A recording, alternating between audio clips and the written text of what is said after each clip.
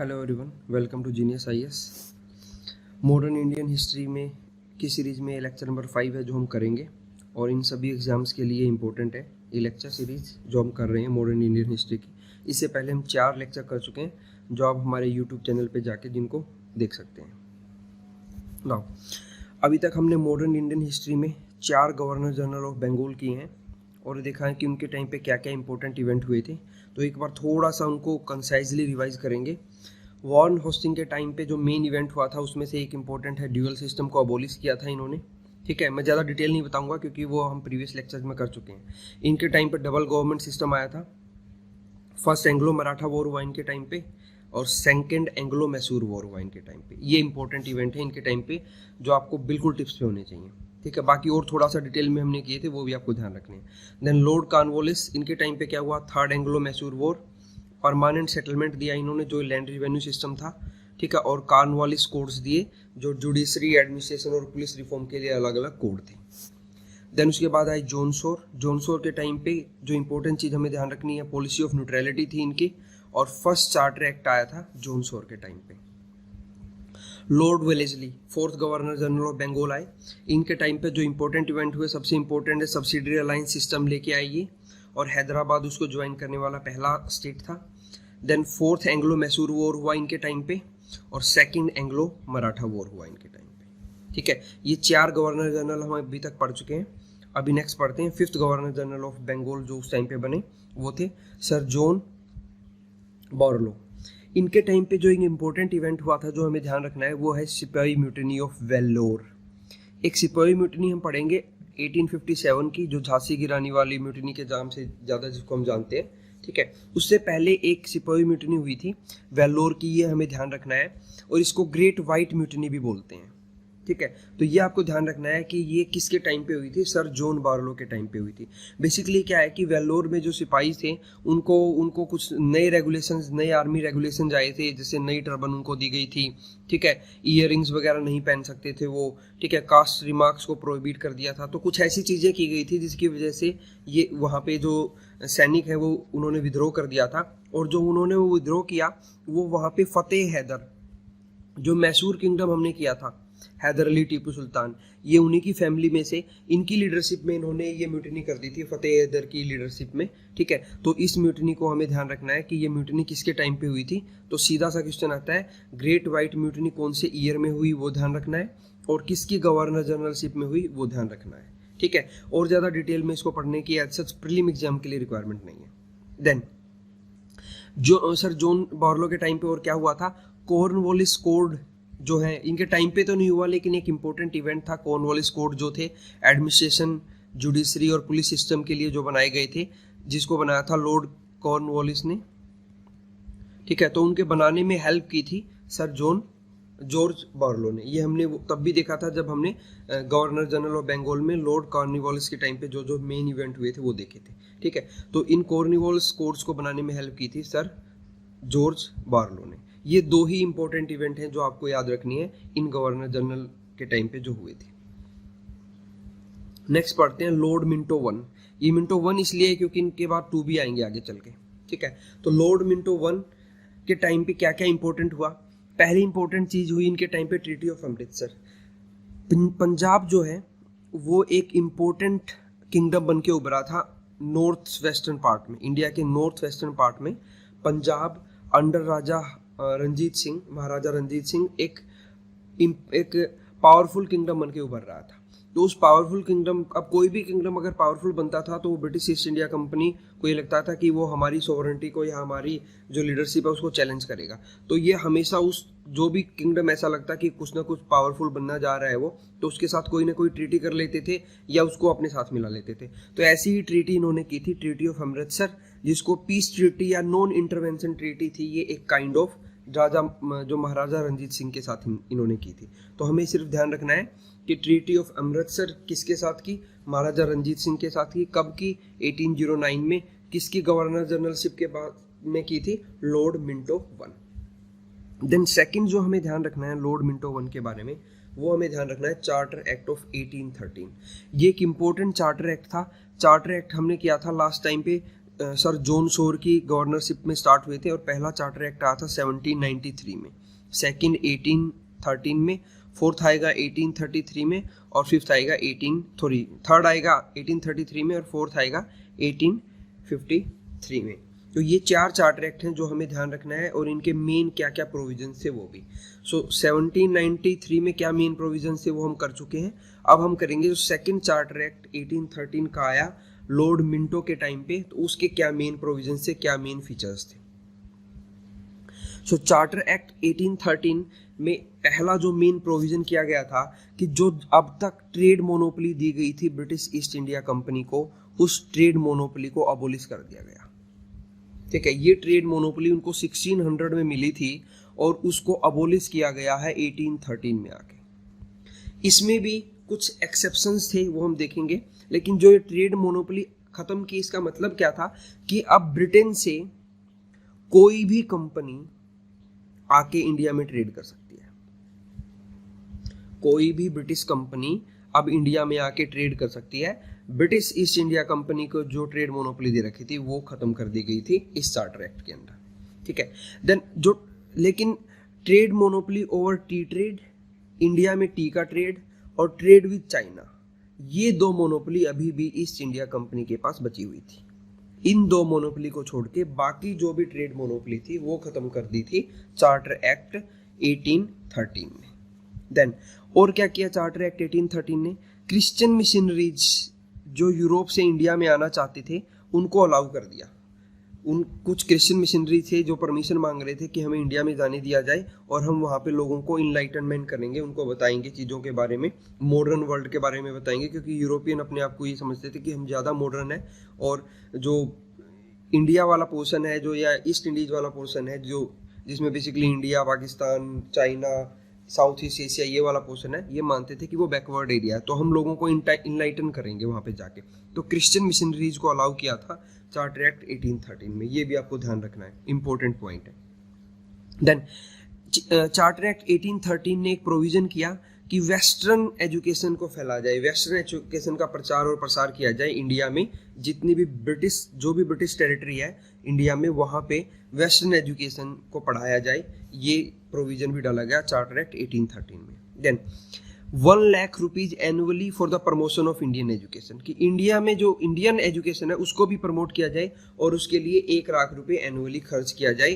कौन खर्च करेगा? ब्रिटिश ईस्ट इंडिया कंपनी, लेकिन ऐसा उन्होंने कभी भी खर्च नहीं किया ये पैसा।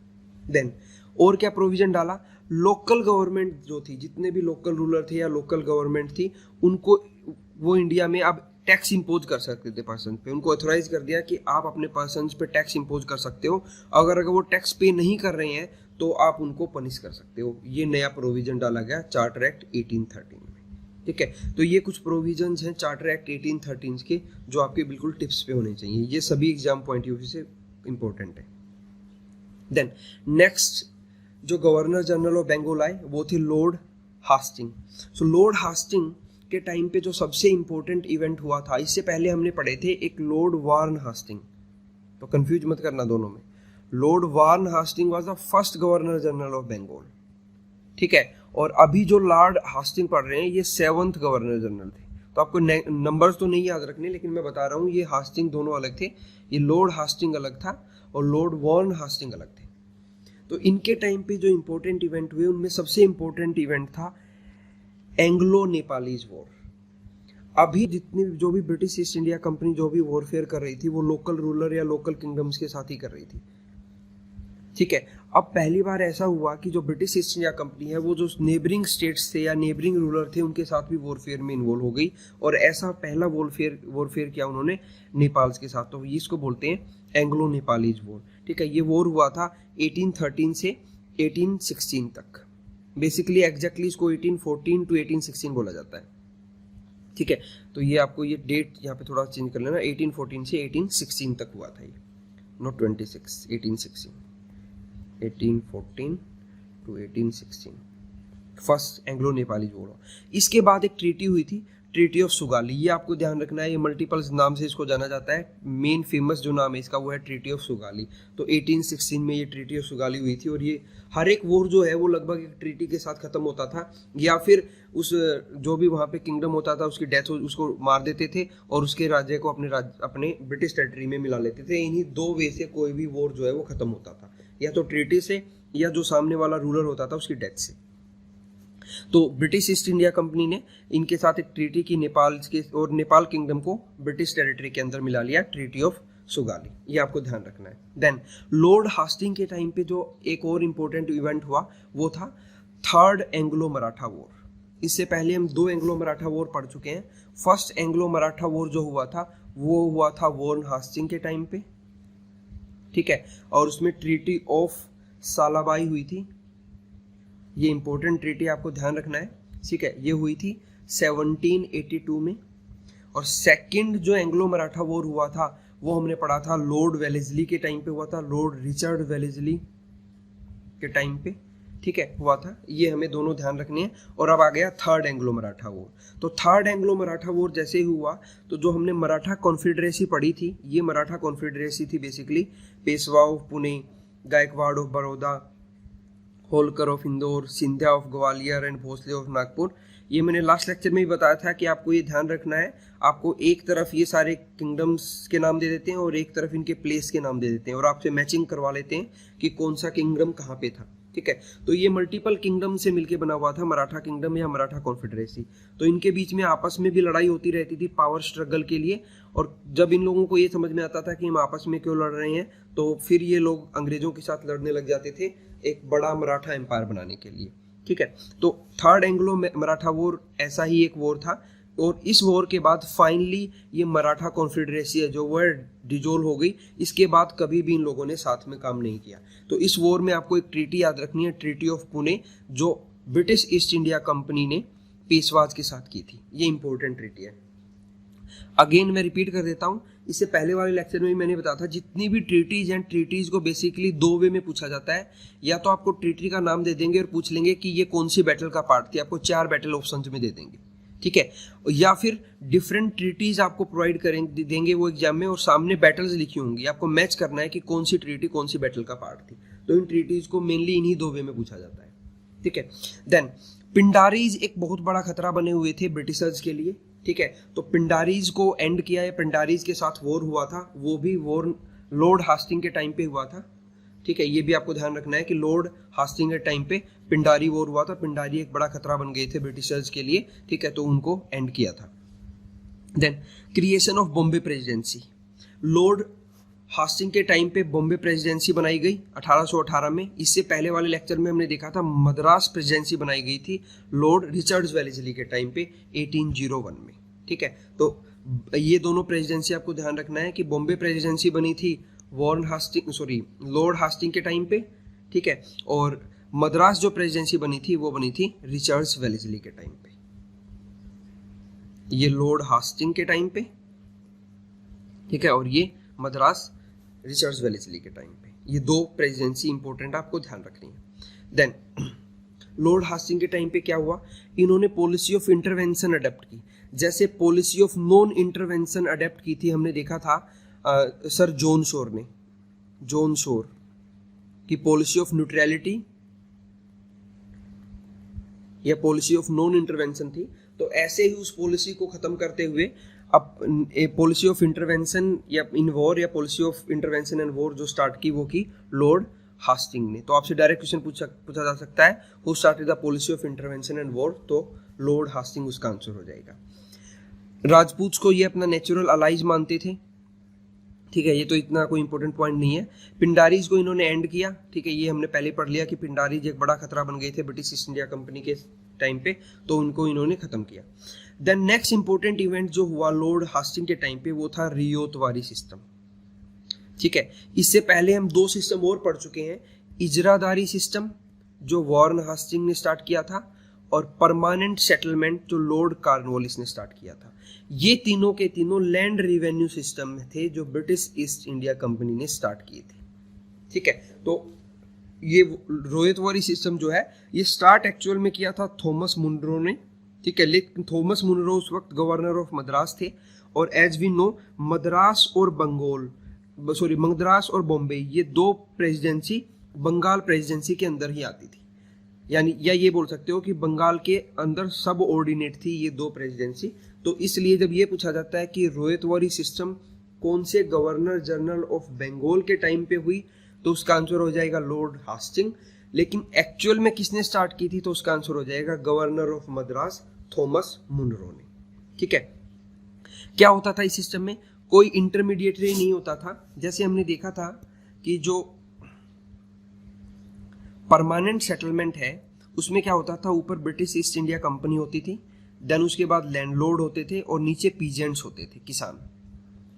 तो ब्रिटिश ईस्ट इंडिया कंपनी ने लैंडलॉर्ड्स को बोला कि आप लोग टैक्स कलेक्ट करो पीजेंट से, और जितना भी टैक्स आप कलेक्ट करोगे उसका 10/11 आप हमें दोगे और 1/11 जो है वो खुद रखोगे। 10/11 ब्रिटिश ईस्ट इंडिया कंपनी के पास जाएगा और 1/11 जो है लैंडलॉर्ड्स के पास जाएगा, और उस टैक्स को परमानेंटली फिक्स कर दिया जाता था 10 साल के लिए। ये हमने देखा था परमानेंट सेटलमेंट में।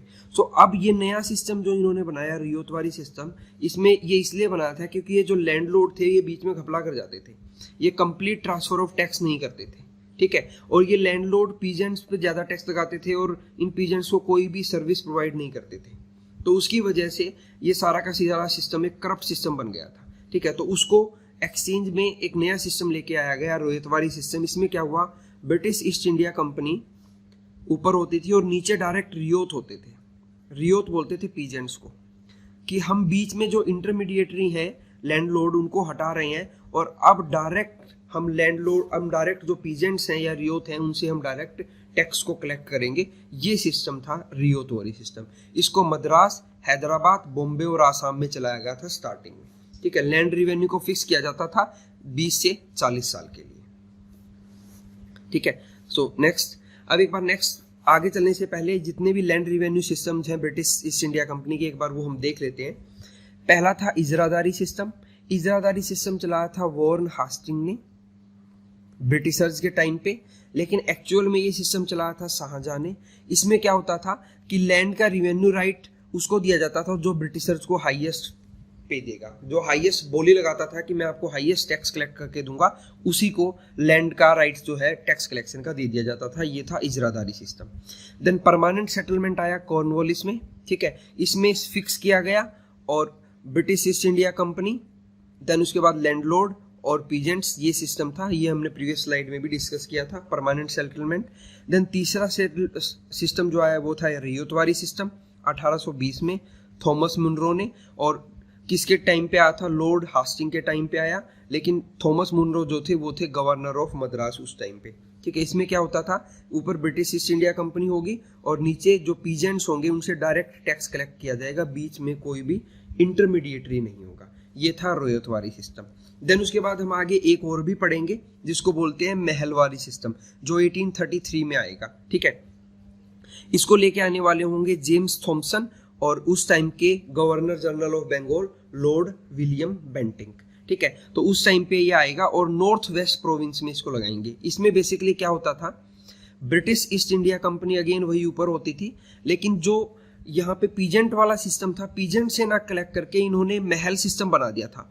महल मतलब ग्रुप ऑफ विलेजेस होते थे उनको बोलते थे, और इंडिविजुअली एक पीजेंट से टैक्स लेने की बजाय ये लोग ग्रुप ऑफ विलेजेस चूज कर लेते थे और उनसे टैक्स लेते थे। ठीक है, तो ये सिस्टम था महलवारी सिस्टम। तो ये सारे के सारे सिस्टम बहुत ही ज़्यादा इंपॉर्टेंट है किसी भी एग्जाम के लिए। आपको ध्यान रखना है कौन सा सिस्टम कौन से गवर्नर के टाइम पे आया था, ठीक है, और किस ईयर में आया था, ये आपको सारे के सारे ध्यान रखने हैं। ये लैंड रिवेन्यू सिस्टम थे ब्रिटिशर्स के, बेसिकली टैक्स कलेक्शन के लिए। ठीक है, ये और भी इसके बारे में डिटेल में गिवन है, यहाँ पे थोड़ा सा पढ़ सकते हो कि परमानेंट सेटलमेंट कौन से रीजन में आया था, रियोतवारी कौन से रीजन में आया, महलवारी कौन से रीजन में आया, टैक्स कलेक्शन की अथॉरिटी किसको दी जाती थी, ठीक है, और ओनर कौन होता था लैंड का in different land revenue systems में, वो सारा यहाँ पे मैंने लगा दिया है, आप वो देख लेना। Ex governor general of Bengal जो बने थे वो थे लॉर्ड एमरेस्ट, ये 8th गवर्नर जनरल थे इस सीरीज में। ठीक है, इनके टाइम पे जो इंपॉर्टेंट इवेंट हुए उनमें सबसे इंपॉर्टेंट इवेंट था बर्मीज वॉर, एंग्लो बर्मी वॉर हुआ था और ट्रीटी ऑफ यंदेबू हुई थी। इससे पहले हमने देखा था कि लॉर्ड हास्टिंग के टाइम पे एंग्लो नेपालीज वॉर हुआ था और ट्रीटी ऑफ सोगाली हुई थी वहां पे, ट्रीटी ऑफ सोगाली, ठीक है। वो लड़ा गया था 1814 से 1816। तो ये दूसरा वॉर हुआ किसी फॉरेन के अगेंस्ट, फॉरनर के अगेंस्ट, वो था एंग्लो बर्मीज वॉर। तो फर्स्ट एंग्लो बर्मीज वॉर हुआ लॉर्ड एमरेस्ट के टाइम पे, ये आपको ध्यान रखना है। और कौन सी ट्रीटी हुई थी, वो ट्रीटी इंपॉर्टेंट है। और एंग्लो नेपालीज वॉर में ट्रीटी ऑफ सोगाली हुई थी, वो 1816 में हुई थी, ठीक है। ये आपको मैच करने के लिए दे देते हैं अगेंस्ट कौन से वॉर में कौन सी ट्रीटी हुई थी। देन इसके बाद लॉर्ड एमरेस्ट के टाइम पे और क्या हुआ था, acquisition of treaty of Male peninsula. ये माले पेनिनसुला आज का जो इंडोनेशिया है, वहाँ के जो इंडोनेशिया पेनिनसुला है उसको बोलते थे माले पेनिनसुला, आज भी बोलते हैं, ठीक है। तो माले पेनिनसुला पे जितनी भी टेरिटरी थी उनको एक्वायर करना स्टार्ट कर दिया था लॉर्ड एमरेस्ट के टाइम पे, ये आपको ध्यान रखना है। और एक इंपॉर्टेंट किंगडम होता था उस टाइम पे भरतपुर, उस किंगडम को कैप्चर किया था इन्होंने, ठीक है, लॉर्ड एमरेस्ट ने। जो बेसिकली लॉर्ड एमरेस्ट के बारे में आपको ध्यान रखना है, इंपॉर्टेंट है, वो ये है कि इनके टाइम पे फर्स्ट एंग्लो बर्मीज वॉर हुआ था और ट्रीटी ऑफ यंदाबू हुई थी, ठीक है। बाकी ये तो दोनों मिसलेनियस इंफॉर्मेशन है, इतनी ज्यादा इंपॉर्टेंट नहीं है। देन तो अभी तक हमने देखे हैं 2 फॉरेन वॉर हुए, एक बार उनको रिवाइज कर लेते हैं। फर्स्ट एंग्लो नेपालीज वॉर हुआ, ट्रीटी ऑफ सोगाली हुई, ठीक है, और किसके टाइम पीरियड पे हुई, लॉर्ड हास्टिंग के टाइम पे। देन सेकंड फॉरेन वॉर जो हुआ बर्मीज वॉर हुआ, ठीक है, ये हुआ 1824 से 26 और ये हुआ था 1814 से 1816, ठीक है। और ट्रीटी ऑफ यंदाबू हुई थी 1826 में और लॉर्ड एमरेस्ट के टाइम पे ये हुआ था। ये दोनों आपको ध्यान रखना। इससे आगे हम एंग्लो अफगान वॉर पढ़ेंगे, उसको हम इस सीरीज में लिस्ट में ऐड करते जाएंगे। ये सारे के सारे आपको ध्यान रखने हैं,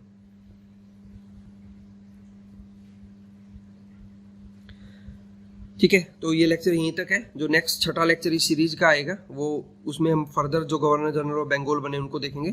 तब तक आप चैनल को सब्सक्राइब कर दीजिए, नहीं सब्सक्राइब किया है तो। अगर आपका बेल आइकन नहीं प्रेस हो रहा है तो एक बार अनसब्सक्राइब करके उसको दोबारा से सब्सक्राइब कर देना। एक प्रॉब्लम थी, उसको रिजोल्व कर दिया गया है। आपको अगर लेक्चर पसंद आ रहे हैं तो लाइक कर दीजिए, कोई क्वेरी है तो आप नीचे कमेंट करके बता सकते हैं, ठीक है। और अगर आपको ये वीडियो पसंद आ रहे हैं और आप इनको किसी ग्रुप में शेयर कर सकते हैं, किसी फ्रेंड के पास शेयर कर सकते हैं, तो इनको शेयर भी कर दीजिए। Thank you.